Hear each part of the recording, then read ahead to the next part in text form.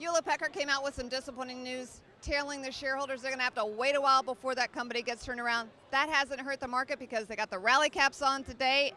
I am here with Ken Polcari from iCap Equity. So is it the debate or is it the jobless number? What's got us going? You know, I think it's a little bit of everything, right? Certainly the debate has created some new enthusiasm. I think because people were really surprised to see this side of Mitt Romney that they didn't think they were going to see. Even so much that the president at times looked like he was ill-prepared, like, who is this person I'm debating? It's not the person that's been running for election for the last 18 months. And so it was very interesting last night. I think most people are walking away with this kind of just renewed enthusiasm that some of the issues they really delved into. And, Twitter was blowing up the aerospace saying that Jim Lehrer lost control. Quite honestly, I don't think Jim Lehrer lost control at all. I think that they had to debate it. I think the American people heard exactly what they wanted. I think they wanted Jim Lehrer to step back. Now, I understand the whole debate format and stuff, but the truth is, I thought the debate was excellent last night. I thought the interchange between the two candidates was excellent. I thought there was some real information there, and I think that the market is appreciating that. That being said,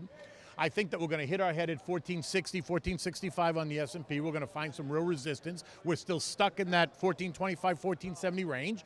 People are still expecting the market to move lower because we still got issues, right? You still got the fiscal cliff. You've still got a lot of tax uncertainty. You still got the election uncertainty. So the market's going to be held in check as a result of that. Now, that being said also, there's a breaking news headline about Syria and Turkey and clashes right on the border. And, that's going to be, no one's paying attention to it, but it'll become important when all of a sudden it's important. And I think people need to really kind of pay attention to what's going on there in the Middle East because it's all kind of happening and no one's really watching it. With the jobs number coming out tomorrow, any thoughts on that? I think the jobs number is going to be towards the lower end of the expectation, right? I think the government report is 111,000 jobs. ADP certainly blew the doors off the bus yesterday, but you can't really connect the two, right?